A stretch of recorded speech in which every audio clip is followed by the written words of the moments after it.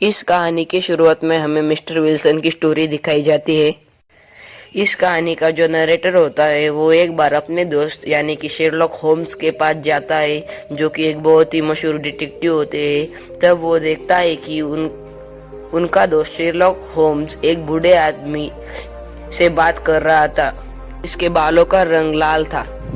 Mister Sherlock Holmes narrator को उस आदमी से इंट्रोड्यूस करते हैं, उसी बूढ़े आदमी से जिसका नाम जाबेज विल्सन होता है। फिर Sherlock Holmes mister Jabez Wilson से अपनी कहानी फिर से बताने के लिए कहते हैं। फिर मिस्टर जाबेज विल्सन नरेटर और शेरलॉक होम्स को एक एडवर्टाइजमेंट दिखाते हैं। उस एडवर्टाइजमेंट में ऐसा लिखा होता है कि 1 हफ्ते के लिए 4 pound salary for nominal services, और इस जॉब के लिए सिर्फ रेड हेडेड मैन ही अप्लाई कर सकते हैं।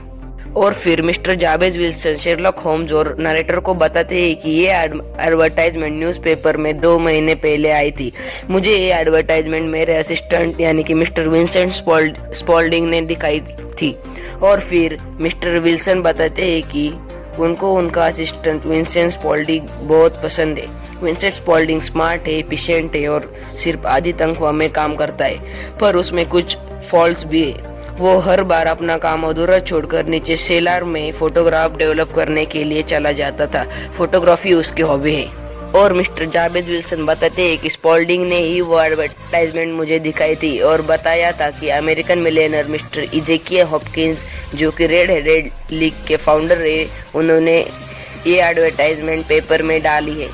मिस्टर जाबेज विल्सन बताते हैं कि उनके असिस्टेंट मिस्टर विंसेंट स्पॉल्डिंग ने ही उन्हें इस जॉब के लिए अप्लाई करने के लिए फोर्स किया था। और फिर मिस्टर जाबेज विल्सन और स्पॉल्डिंग उस एडवर्टाइजमेंट में दिए गए एड्रेस पर पहुंचते हैं। वहां पर जो रोड था वो सारा का सारा रेड हेडेड पीपल से भरा हुआ था। फिर मिस्टर जाबेज विल्सन को लगता है कि इतनी कंपटीशन में वो ये जॉब हासिल नहीं कर पाएंगे, पर स्पॉल्डिंग उन्हें उस लाइन में पुश कर देता है और मिस्टर विल्सन को उस इंटरव्यू के ऑफिस में ले जाता है। उस ऑफिस में कुछ नहीं होता सिवाय 2 चेयर और एक टेबल, और एक रेड हेडेड मैन एक कुर्सी पर बैठा था। उसका नाम मिस्टर डंकन रॉस होता है और वो रेड हेडेड लीग के रिप्रेजेंटेटिव होता है। और mister Duncan Ross mister Wilson को देखकर तुरंत ही अनाउंस कर देते हैं कि जॉब के लिए कैंडिडेट मिल गया है, बाकी सब लोग यहाँ से चले जाएं। और फिर mister Duncan Ross mister Wilson को बताते हैं कि आपको 10 से 2 तक ऑफिस में रहना पड़ेगा, और अगर आपने इस वक्त में ऑफिस को छोड़ा तो आपकी नौकरी जा सकती है। और फिर मिस्टर जाबेज विल्सन का assistant Vincent Spalding mister Jabez Wilson से कहता है कि आपको आपके एब्सेंस में आपके बिजनेस का ख्याल मैं रखूंगा। फिर मिस्टर जाबेज विल्सन की सैलरी 4 पाउंड वीक तय की जाती है। और फिर Mister Jabez Wilson Mister Duncan Ross से पूछते हैं कि काम क्या है। डंकन रॉस बोलते हैं कि तुम्हें इंसाइक्लोपीडिया ब्रिटानिका को कॉपी करना पड़ेगा, और काम बहुत आसान पर सैलरी बहुत अच्छी थी, तो क्या है। मिस्टर विल्सन काम करने के लिए मान जाते हैं।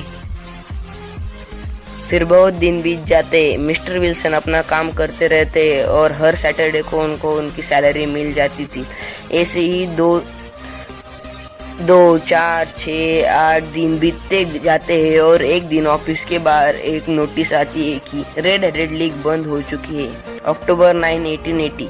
और फिर मिस्टर जाबेज विल्सन इस नोटिस को देखकर हैरान हो जाते हैं। फिर Mister Jabez Wilson Red Headed League क्यों बंद हुई है इसके बारे में छानबीन करने की कोशिश करते हैं, पर उन्हें कुछ भी नहीं पता चलता।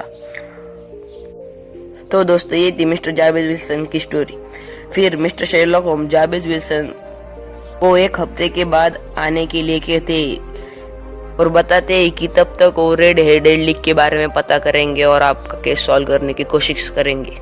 इसी के साथ ही इस कहानी का पार्ट 1 खत्म हो जाता है। और तो क्या होगा पार्ट 2 में, क्या सॉल्व हो पाएगी रेड हेडेड लीग की मिस्ट्री, जानने के लिए बने रहे हमारे साथ।